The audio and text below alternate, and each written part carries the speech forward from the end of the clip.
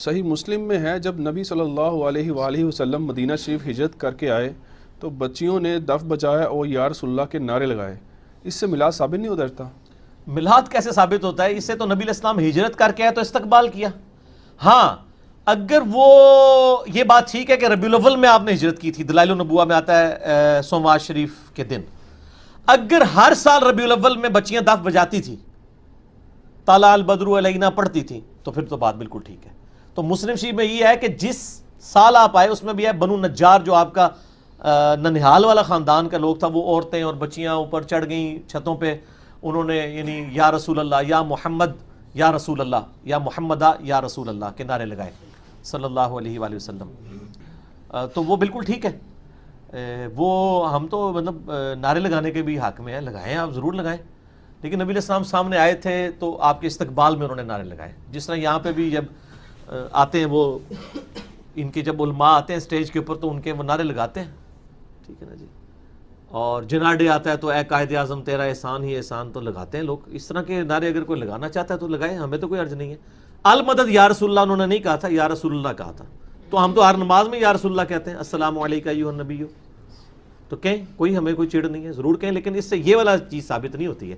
جو چیز جتنی ثابت ہے نا وہ اتنی ہے. اگر وہ ہر سال بچیاں اکٹھی ہوتی تھیں تو پھر آپ کی بات ٹھیک ہے، اگر وہ ایک ہی دفعہ اکٹھی ہوئی ہیں تو پھر ہماری بات ٹھیک ہے.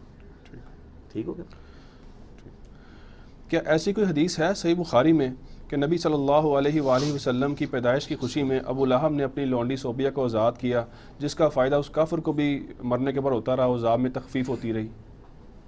ہاں یہ لفظ جو ہے نا صوبیہ، یہ اردو میں بولا جاتا ہے، اصل میں لفظ ہے سویبہ، سویبہ. ٹھیک ہو گیا. جیسے سلیم لفظ بولا جاتا ہے، عربی میں لفظ سلیم نہیں ہے، سلیم ہے. یہ بخاری میں موجود ہے، یہ بڑی مشہور حدیث ہے، اس لیے مجھے اس کا نمبر بھی یاد ہے، 5101 انٹرنیشنل نمبر کے مطابق، کہ ابو لہب کی ایک لونڈی تھی سویبہ. اس نے آ کے نبی علیہ السلام کی پیدائش کی خبر دی ابو لہب کو کہ تیرے چھوٹے بھائی کے گھر جو کہ فوت ہو چکا تھا، یتیم بچہ پیدا ہوا، تو اس کو بڑی خوشی ہوئی. تو اس نے خوشی میں یوں اشارہ کر کے نا سویبہ کو آزاد کر دیا. اور یہ وہ لونڈی ہے جس نے نبی علیہ السلام کو اپنا دودھ بھی پلایا تھا. یعنی آپ کی آپ سمجھ لیں رضائی والدہ بھی بنتی ہے، رضائی ماں. تو عروہ جو ہے نا تابعی، جو سیدہ عائشہ کے بھانجے ہیں اور عبداللہ ابن زبیر صحابی کے چھوٹے بھائی ہیں، عروہ ابن زبیر، اسما بنت ابی بکر کے بیٹے، وہ بیان کرتے ہیں کہ یعنی ابو لہب کے گھر والوں میں سے کسی نے خواب میں دیکھا، پوچھا کیا ہوا؟ ان کا جب سے تم سے جدا ہوا ہوں نا کوئی اچھا وقت نہیں دیکھا، البتہ جو میں نے سویبہ کو آزاد کیا تھا نبی علیہ السلام کی پیدائش کی خوشی میں، اس کی وجہ سے اللہ تعالیٰ مجھے اس انگلی سے ایک مشروب پلاتا ہے. یہ یعنی تھوڑی سی فائدہ ہوتا ہے، عذاب میں تھوڑی بہت تخفیف ہو جاتی ہے. اب بعض لوگ کہتے ہیں یہ روایت منقطع ہے، امام بخاری نے سند نہیں بیان کی، عروہ بیان کر رہا ہے، خواب ہے، یہ وہ. ہم ان بحثوں میں نہیں پڑھتے. ہم کہتے ہیں ٹھیک ہے، بالکل ٹھیک ہے. نبی علیہ السلام کی پیدائش کی خوشی میں اس نے نبی سمجھ کے نہیں، بھتیجا سمجھ کے کیا تھا، اور ایک ہی دفعہ کیا تھا، ہر سال وہ لونڈیاں آزاد نہیں کرتا تھا، تو اس کا نفع اس کو پہنچ گیا. آپ بھی نبی علیہ السلام کی پیدائش کی خوشی میں صدقہ اور خیرات کرنا چاہتے ہیں ضرور کریں، ہمیں کوئی حرج نہیں ہے، آپ کریں اجتہاد اگر آپ اس سے مسئلہ نکالنا چاہتے ہیں. لیکن آپ اس مسئلے سے لوگوں کو پابند نہیں کریں گے، ورنہ تو آپ کو یہ بتانا پڑے گا کہ حضرت ابو بکر، عمر، عثمان و علی بھی اپنے دور کے اندر 12 ربیع الاول کے اوپر اس طرح لونڈیاں آزاد کرتے تھے. تو یا پھر آپ کہیں گے ہم بڑے عاشق رسول ہیں ان سے، تو مسئلہ آ کے وہاں پہ پھنسے گا. علیکم بسنتی و سنت الخلفاء الراشدین المہدیین. ان سارے مسئلوں کو پھر اجتہادی رکھیں، کتاب و سنت دین بنا کے پیش نہ کریں، اجتہاد کو دین نہ بنائیں. ٹھیک ہو گیا. اچھا، ایک حدیث ہے سنن الکبریٰ البیہقی میں اور معجم الاوسط میں کہ نبی صلی اللہ علیہ وآلہ وسلم نے اپنا میلاد خود منایا اور بکری ذبح کر کے صحابہ کرام علیہم رضوان کی باقاعدہ دعوت کی. یہ ڈاکٹر طارق القادری صاحب نے بھی روایت پیش کی ہے. یہ نبی علیہ السلام نے اپنا عقیقہ کیا تھا اصل میں اعلان نبوت کے بعد. یہ میلاد نہیں منایا تھا، ورنہ تو یہ ایک دفعہ نہ ہوتا، ہر سال ہوتا. ٹھیک ہو گیا. عقیقہ کیا تھا آپ صلی اللہ علیہ وآلہ وسلم نے، اور بڑی عمر کا عقیقہ ہو سکتا ہے، کسی کا بچپن میں نہیں ہوا بعد میں وہ خود بھی کر سکتا ہے. تو یہ بیسیکلی عقیقہ تھا، نہ کہ کوئی میلاد منایا گیا تھا. آؤٹ آف کانٹیکسٹ کوٹ کرتے ہیں. کیا صحیح مسلم میں ایسی کوئی حدیث موجود ہے کہ حضرت معاویہ رضی اللہ تعالیٰ عنہ نے باقاعدہ محفل میلاد کا اہتمام کیا تھا صحابہ کرام کو جمع فرما کر؟ نہیں، محفل میلاد نہیں تھی. یہ صحیح مسلم کی ایک حدیث بڑی آج کل بھی آپ کو مارکیٹ میں نظر آئے گی. وہ حدیث آپ خود پڑھ لیں تو آپ کو پتہ چل جائے گا.